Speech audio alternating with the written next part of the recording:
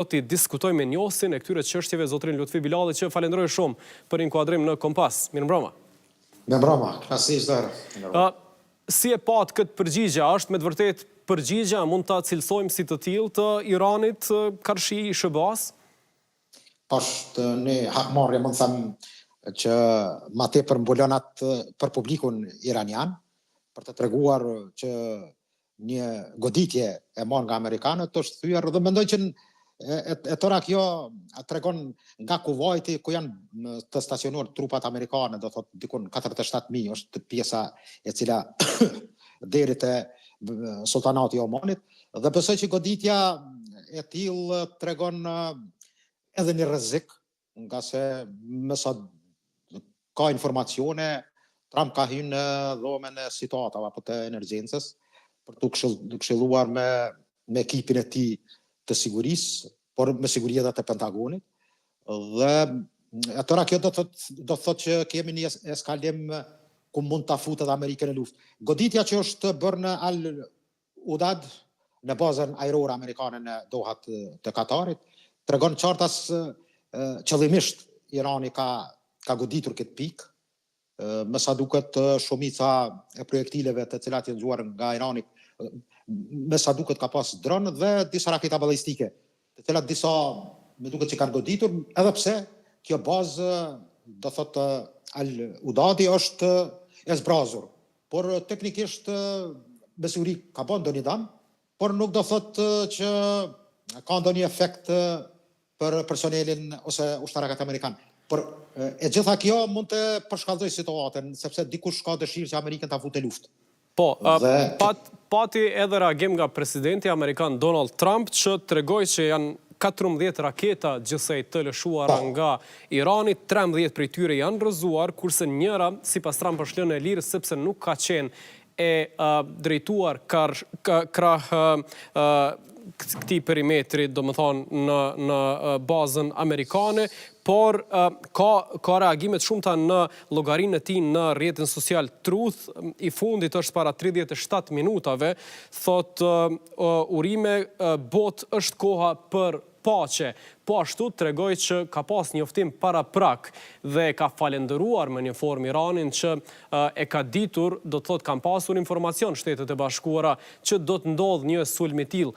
Nuk po mund ta dëshifroj këtë, zoti Bilalli, a ka qenë i parashikueshëm ky sulm, apo me të vërtet ka pasur edhe njoftim, komunikim nga ana e Iranit? Po sigurisht goditja me dronë e Kasem Sulejmanit, lideri të gardës gardës republikane islamike në Bagdad të Irakut, gjatë mandatit e parë të Trumpit, si reakcion ka pas goditje të milicisë shiite në Irak dhe bazave amerikane. Mirë, po nuk kem pas një eskalim të situatës.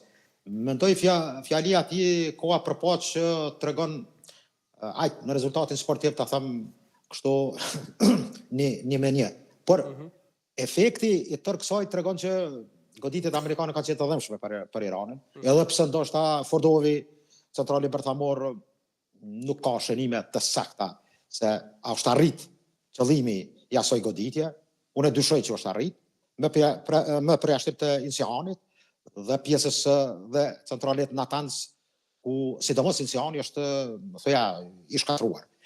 Por ky citat i Trumpit tregon që ndoshta është një kalkulim i tij edhe me dy liderë tjerë botëror, me Trumpin dhe Xi Jinpingun, sepse mund të them edhe Rubio, sekretari i shtetit, ka kërkuar nga kolegu i tij kinez që të ndikojë te Irani për që ka pas qëllim dhe u votu në parlamentin iranian mbyllja e ngushticës së Hormuzit, sepse ekonomia botërore do të sonte shumë, them drejtën. Por ajo që ka është nga ky citat shifet që mund të kem deskalim, po që se Irani kupton që një taktike të tillë ose një konfrontim direkt me Amerikanën do të ishte shkatrim. Por në qoftë se pala kineze qëndron, edhe besoj që kanë dëshirë që Amerikanët të dobësojnë në lidhjet të mesme në përgjithësi, si region, jo vetëm në lidhjet afër, po komplet këtë region, dhe dal nga dal Amerikanët të mendojnë për lidhjen e mesme një koncept tjetër, që do të ishte koncepti pajtimit për shtetin palestinez. Dhe kjo do të ishte, mund të them, suksesi jo vetëm për gjeopolitikën në lindjet e mesme, por në gjithë botën. Dhe në këtë drejtim Trumpi edhe në bombardimin që u bë me B-2-shin ka treguar që tani është koha për paqë. Nga se forca tregon në disa momente edhe një lloj, mund të them, arsyetimi, meqense në opinionin amerikan ka kundërshtime të shumta dhe ajo që është më e rrezikshme për Trumpin çështja që nuk ka marrë pëlqim, meqense J.D. Vance nuk pranon që jem në luftë me Iranin. Po, përndryshe, Bilali, qysh mund ta cilësojmë këtë situatë? Cila është terminologjia saktë? A jemi duke folë për një luftë, a jemi duke folë për një konflikt që është term më i butë se sa lufta, apo nëse është SBA-ja tashmë pjesë aktive e këtij konflikti apo lufte? Për SBA-n është një konflikt. Për luftën Izrael-Iran, për atë që po ndodh mes dy fuqive regionale, Izraelit dhe Iranit, është luftë. Mirë po Amerikanët nuk dëshirojnë të hinë në konceptin luftë, nga se edhe vetë Trumpi në fushatën e vetë ka biletë për lindjen e mesme, do sjell paqen.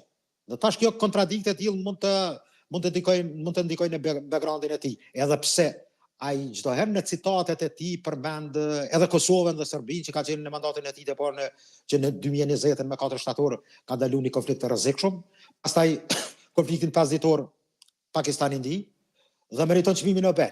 Ai vetën e ka cilësu kështu. Dhe tash të kalojnë në një luftë të hapur, se pastaj kalojmë në diçka tjetër, kalojmë në luftë frontale, do thotë që do të ishte katastrofale, sepse nuk kemi një tabloid të qartë se kinezët me siguri dëshirojnë që ta dobësojnë Amerikën. Për shumë arsye, tër lufta e tillë është për resurse dhe për energji. Irani është një vend kyç si për BRICS-in dhe sidomos për andorin lidore kineze, po ashtu edhe për perëndimin. Mirë po, e tëra kjo do çoj, mund të them, në një zonë darje të zonave të influencës që edhe amerikanët, edhe kinezët, edhe rusët do të arrijnë së bashku me Erdoganin, kuptohet, nga se me Katarin Erdogani ka një marrëveshje dhe një bashkëpunim. Pikrisht, Bilali, pse konsideroni që u zgjodh Katari për këtë sulm të parë të Iranit ndaj një baze amerikane? Po, Kuwaiti është me interes dhe ka një raport Irani, dhe më të them disa pika me të cilat lidh me Kuwaitin, sepse edhe territorialisht janë ato afër, do thotë është një fqinjë një afër. Me Bahrainin popullata shiite do të kishte, mund të them, edhe pse udhëheqet nga një president që nuk mund të them kështu, nuk e ka atë përqimin popullor bazë asaj që ndahet që është katastrofale edhe në konceptin islam shia dhe suni. Dhe në qëllim nuk ka dashur të destabilizoj Bahrainin. Emiratet e Bashkuara Arabe ka interesa të shumta në investimente të ndryshme me Emiratet e Bashkuara dhe me siç është Dubai dhe me Arabinë Saudite ka arritur me ndërmjetësimin e kinezëve të relaksoj raportet. Do thotë qëllimisht u zgjedhur Katari. Nga se mendon që mos të hi rreziku të një konflikti. Ta marrëm Arabinë Saudite, e cila edhe haptas do dilte në kratë Izraelit, po që se do goditej territori i saj. Do të kishte dëme edhe në njerëz edhe dëme materiale. A do të rrezikonte që edhe Katari të bëjë pjesë e këtij konflikti, pa marrë parasysh që është sulmuar dhe ca ka qenë një bazë amerikane brenda këtij territori? Po, mund të marrëveshja amerikano me Katarin, me Dohen, do thot është një marrëveshje që ahyn në atë aspektin që do thot aja bazë përfshin territorin e SBA-ve, do thot është një marrëveshje që mbaret ata që kanë nënshkruar kur është vendosur aja bazë, po që mirë po Katari nuk ka kapacitete, thon drejtën, të hyjë në një luftë direkte, meqense ka një mbështetje amerikane, por është vend i vogël, është një, mund të them, një gjysmërisht i cili nuk mund ta përballon. Trump për shembull e përmendi në reagimet e para të tij në Truth Social, e përmendi duke e falendëruar emirin e Katarit për krejt atë çka ka bërë duke kërkuar paqe në rajon. Pra, nuk është se s'ka qenë përfshirë edhe autoritetet e Katarit në këtë rast. Katari gjithsesi ka qenë i përfshirë, besoj që ka qenë informuar. Shifni edhe në kohë lufte sinjalet mes shërbimeve inteligjente ekzistojnë dhe kanë kanalet, mund të them, të tilla. Nga se edhe vet ajo që ka ndërmarrë Amerikanë, besoj që i ka qenë informuar edhe Irani para kohe. Meqense Irani ka rënë në kurthën e tij, ka menduar që brenda 12 ditësh apo pe Diego Garcisë në ishullin e Oqeanit Indian do bëhet goditja, apo goditja ka ardhur nga baza amerikane drejt në Atlantik me zë dhe ka hyrë në lindjen e mesme dhe ka bëu goditjen, do thotë në 3 impante të centrale bërthamore. Dhe ky ka qenë, mund të them, ai trik ose ai mashtrimi që ka bëu strategjia amerikane në këtë rast. Impakti çfarë është për Katari, besoj që ka qenë informuar, është një goditje lehtë e cila mund të arsyetuohet në opinion.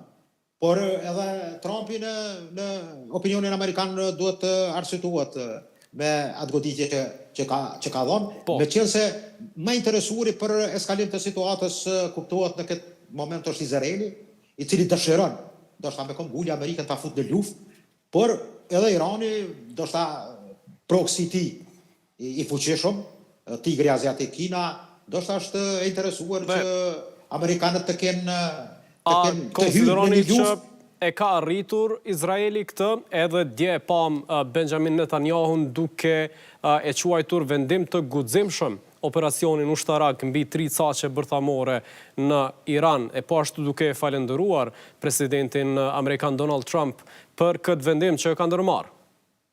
Po, kuptohet, Izraeli është fëmia në djep i cili përkundet dhe rahatohet, mund të them shërbehet, ushqehet, fuzionohet, furnizohet me tër kapacitetet që ka SBA-ja. SBA-ja ka qenë dje, sot dhe nesër do të jetë aliati më i madh i Izraelit.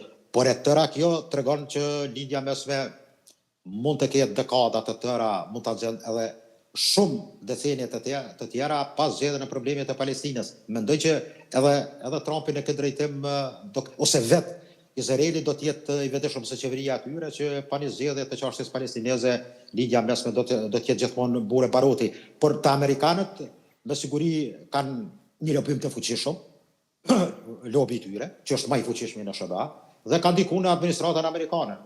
Kjo nuk ka dilemë, por a do hyn Amerika në një aventurë të tillë, kuptohet historikisht, edhe në Irak, edhe në Siri. Por ma herët edhe në Afganistan ka treguar që amerikanët nuk kanë mujtë të jenë ata që kanë krijuar stabilitet dhe sidomos u paja me çështjen me luftën në Afganistan. Po, të flasim pak, zoti Bilali, për fuqin e këtij sulmi. Po raportohet, për shembull, media të ndryshme ndërkombëtare që ky sulm po vlerësohet edhe si simbolik, pra nuk është i seriozitetit të nivelit lartë ose të përdorimit të municioneve, raketave më të sofistikume për ta dëmtuar seriozisht këtë bazë amerikane, dhe kështu është një farë mesazhi sipas raportimeve të ndryshme që nuk ka motiv serioz që ta nis një konflikt edhe më të madh, më të përshkallëzuar Irani me Shtetet e Bashkuara të Amerikës. Po në anën tjetër, lideri suprem Ayatollah Ali Khamenei ka thënë që nuk do të pranojmë asnjë agresion prej askujt. E pam edhe presidentin Donald Trump që e cilsoi tejet të dobët këtë sulm. A ja vlen që të merret si shkas për të përshkallëzuar edhe më tutje situata mes të dyja shteteve tani, apo thjesht është një prej rasteve ku lihet gjithçka anash dhe fillon diskutimi në tavolinë, në nivelin diplomatik? Që është simbolik, kompani. I gjithë ky sulm, sipas gjitha parametrave asaj çka kemi informacion sot, ose një analizë të thotë, po që se hyn, është një lloj simbolike. Por, problematika qëndron a do ndalet konflikti dhe lufta, dhe kush do të del fitues, Izrael, Iran. Tu do thotë është, them drejtën, bazat kryesore për Iranin janë Izraeli, janë bazat amerikane de facto. Mirë po, akuzon Irani me arsenalin e vet. Ta marrë një shembull, Khabar 4, raketa e cila hyn në radhën, mund të them, që nuk o dalë dhe ka bo dome dhe goditje të furishme në Izrael, nuk është përdor. Do thotë, shifet, kjo arta që ka qenë simbolik.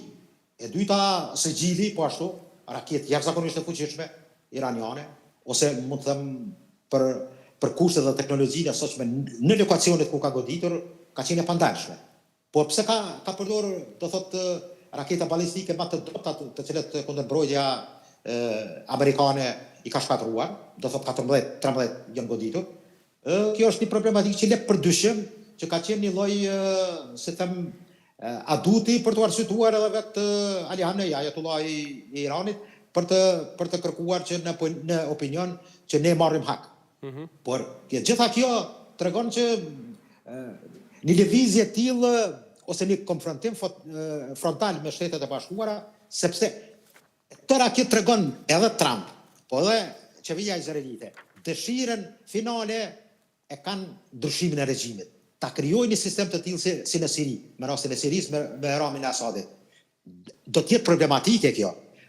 E tëra kjo tregon, sepse nuk e kem një reagim, meqense unë thash Trumpi ka shkuar në dhomën e situatave ku mbledhet në rast ndonjë aksioni. Por amerikanët atëherë duhet të kalojnë të shpallin luftë. Të shpallet luftë duhet merret miratimi nga Kongresi. Dhe tëra kjo është një procedurë. Por mendoj që Trumpi e di fare mirë që është një koketim ndoshta edhe i kinezëve, me siguri edhe i rusëve, meqense në konflikt me SBA nuk hynë për Iranin, sepse janë të interesuar që në Ukrainë të kenë atisën e tyre të mrejnë të Dnjepri atje dhe ta bëjnë ato që kanë pushtuar. Dhe të gjitha telefonatat me Trumpin tregojnë që ka një afërsi mes Putinit dhe Trumpit. Besoj edhe për lindjen e mesme ka një afërsi e cila mendoj që edhe Erdogani në këtë rast ka telefonata që brenda 24 orë telefonon dy herë me Trumpin. Por e gjitha kjo nuk garanton që nuk mund të kemë eskalim të situatës, sepse problemi qëndron te lufta Izrael-Iran. Si do përfundoj kjo luftë, është vështirë të thuhet, ose fituesi kush do jetë. Meqense Izraeli ka marrë edhe mund të them goditje shok. Po, a pritet që të ketë edhe sulme të tjera të ndërsjella tash mes SBA-s edhe Iranit, meqense mes Iranit dhe Izraelit është duke vazhdu valja e sulmeve, u raportua që janë sulmuar edhe aeroporte, janë shkatruar pistat të aterrimeve, ndërka që Irani në Izrael ka sulmuar një prej aeroporteve më të famshme Ben Gurion. Do thot edhe tash Associated Press është duke raportuar që institucionet e Izraelit janë duke u përgadit për një val të re të sulmeve prej anës së Iranit. Po, Irani goditjen në Izrael përbrenda nga distrikti jugor i Bershebës, që mund të them ka pas goditje. Dimona, centrali bërthamor në pjesën e shkërtirës Negev, ka qenë cak i sulmit, por nuk ka kapacitet e Iranit të marrë bomba GBU-57, 30.600 kg, është peshon. Dhe Irani nuk ka kësi kapacitetesh ta godas këtë betonim, të shumë fish të bazës në Dimona, dësa ka qenë edhe paralajmërim që po që se goditet Fordo, atër do goditet edhe Dimona, por qëllimisht Irani goditjen e ban në Haifa, portin ekonomik, ose portin që është simbol i tërhyrjes së malrave sa i përket komunikacionit detar. Kuptohet edhe pjesën jugore e ka portin Eliatin, mirë po kjo është qendra edhe ushtarake, do thotë Rafaelci i cili prodhimi i armatimit bë këtu. A ka bë goditje në këtë industri është problematik thuhet. Portin ka godit qytetin Haifa dhe mendoj që sulmet e tilla sidomos me raketën që Irani, përparësia e Iranit është raketat hipersonike Fatah 1 dhe Fatah 2, që është edhe më rrezikshme, Fatah 2-shi. Është hipersonike, nuk ka mundësi edhe thardi amerikan mbrojtja kundërajrore amerikane, që është mund të them hapi më i zhvilluar i sistemit të mbrojtjes kundërajrore, ka problematik ta zë këtë raketë hipersonike. Po, dhe në bazë kësaj situate, Bilali a sheh më afër zgjidhje diplomatike apo vazhdim sulmeve? Po diplomacia, mund të them, në aspektin e linjeve telefonike dhe angazhmanit të atyre që janë, mund të them, ata që influencojnë në rregullat e gjeopolitikës dhe gjeostrategjisë dhe sigurisë, mund të them në gjithë botën, tre akter plus një, s'do harruar asnjëherë edhe Turqi, ka kontakte dhe është një angazhman i shtuar, por si të dilet dhe si të gjinet zgjidhja që të dy palët të dalin edhe humse dhe fitues është problematike. Por Amerikanët mendoj që çelësin kryesor e kanë që ta shëllojnë Netanjahun. Ta marrë vetëm një shembull, gazetarët në Tel Aviv shkruan se Izraeli ka humbur këtë luftë. Po që se nuk ishin Amerikanët, do thotë e marrin si humse, do thotë aja Nëse nuk do të ishin Shtetet e Bashkuara, Izraeli ka humbur luftën me Iranin. Është citat i gazetat Haaretz. Nuk është e imja. Po. Sepse ne ka herë këtu në opinionistat tonë edhe në Kosovë edhe në Shqipëri, ka gjona që rrejnë edhe në Perëndim, edhe në Amerikë, me këto dy koncepte. Do thotë ekzistenca e Izraelit, por edhe Izraeli duhet ta ketë atë vëmendje që nuk mundet të në të ardhmen të godas këdo dhe kurdo. Por kulminacioni asaj, njerëz reagimet kryesisht i kanë me atë, mund ta quaj anti-izraelizmin, e kanë, pa thamë në gjuhë më të butë, e kanë me çështjen e Gazës.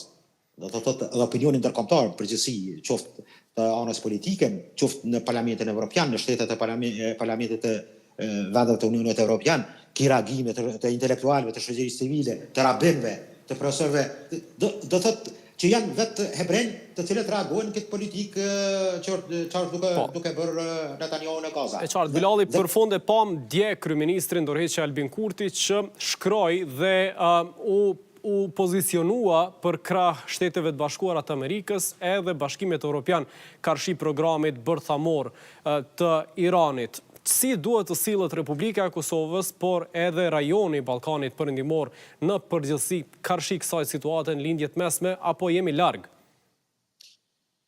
Thëmë drejtën, për evolim dhe gravim të situatës në vija të nxehta, rrezikohemi edhe ne. Bie fjala? Rrezikohemi edhe ne. Po, rrezikohemi, për shembull, po që se ndodhi Çernobil i Ukrainas, hidhet ndonjë material që radioaktiv, mendoj që grimcat e tilla dhe rrezatimet mund të rrokin edhe ne. Po flas në aspektin, nuk e mendoj këtë, por ka për shembull ai ministri. Versioni më ekstrem. Po, versioni ekstrem që nuk e besoj, do thotë rrezikohemi, pastaj në aspektin ekonomik. Në aspektin e refugjatëve, shifni, ndryshimet ose një luftë civile në Iran, dikon 10-15 milion marrin drejtimin për të ardhur porta por jemi në Ballkanin. Evropian nuk i pranojnë këtë numër të refugjatëve. Ku do vendosen ta? Do vendosen ne ku jemi tash dhe prishet balansi, do thotë, janë çështje të cilat shiquar në futur, në të ardhmen, ose ata që mendojnë për konceptet si ta ruajnë vendin e vet, to gjona janë të kushtueshme. Evropa nuk pranon, por deklarata, dalë të pyetja juaj, mendoj e qeverisë, shefni. Ne janë Amerikanët postulata kryesore që na kanë bërë këtë. Është një farë obligimi, ta themi të drejtën, për çështjen e Gazës është diçka tjetër, është çështje njerëzore humane.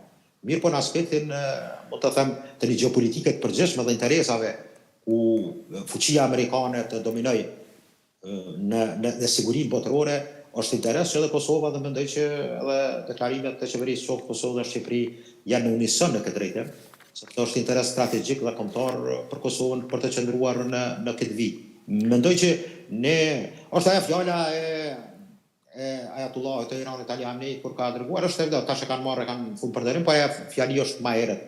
Ka thënë për Shqipërinë ka qujtë Satan, për shkak marrjes së tërmi mujahedinëve në Manza afër Durrësit, të grupeve të cilat në siguri ndoshta kanë operuar edhe në Iran. Por ne duhet të kemi të them të drejtë kështu unisonin në qëndrimet amerikano-evropiane dhe nuk qojmë pesh na për gjithë këtë gjeopolitikë botërore dhe këto ndarje dhe zonat e interesit, apo për... Nuk qojmë pesh, po është me rëndësi pozicionimi të paktën. Jo, kam fjallë nuk qojmë pesh në aspektin global, ose evolimit të konfliktit, ose mund të thamë krimit edhe të paqes, se nuk jem ne ata ndërmjetësues që e kema të fuqi, por rreziqet mund t'i përjetoj.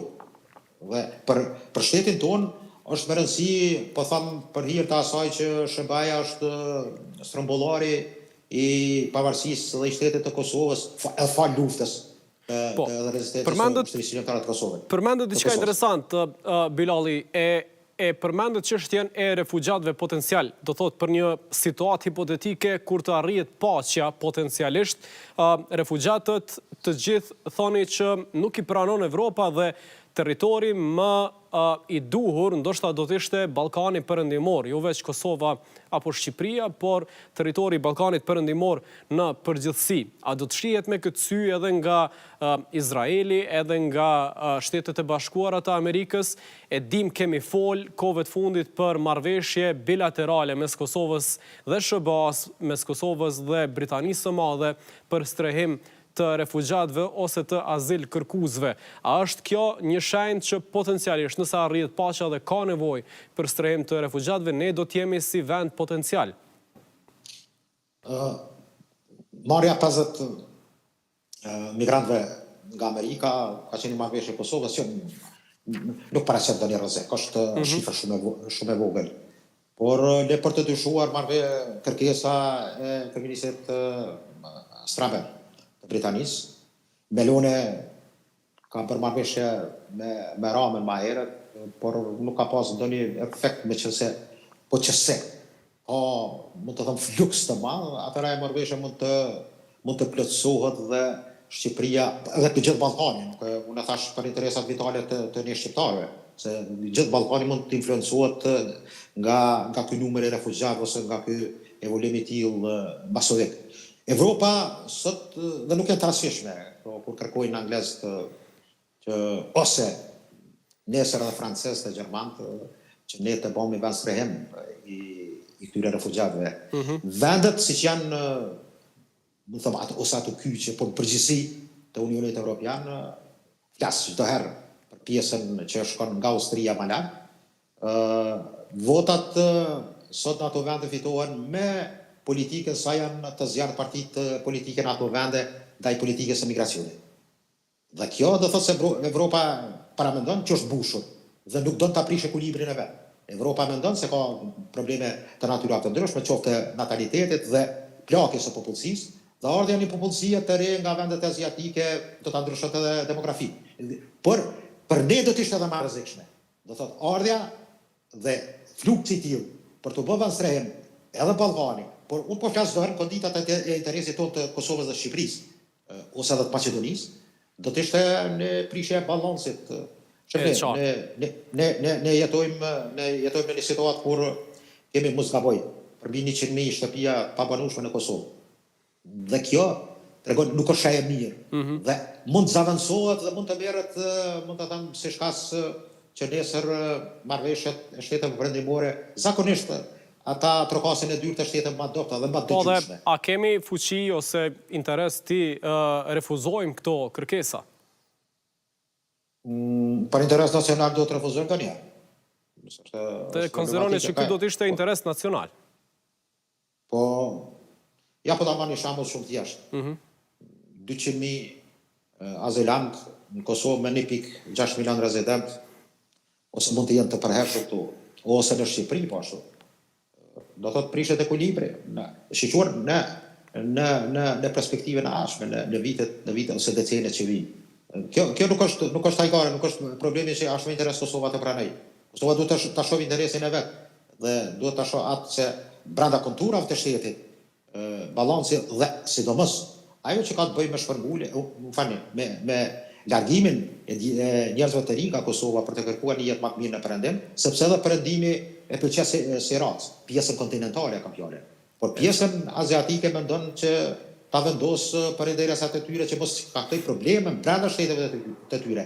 Dhe nuk ka problemi këtu që është interes me Kosovën që të refuzoj, por duhet të shiqohet në perspektivë. A është me të vërtetë interes nacional i Kosovës nesër mu ballavaçu, po flas hipotetikisht që mund të del nesër realisht një situatë e tillë dhe ballafaqimit që për interesat tona si në Kosovë dhe Shqipëri dhe në unision të shqiptarëve në përgjithësi do të ishte fatale.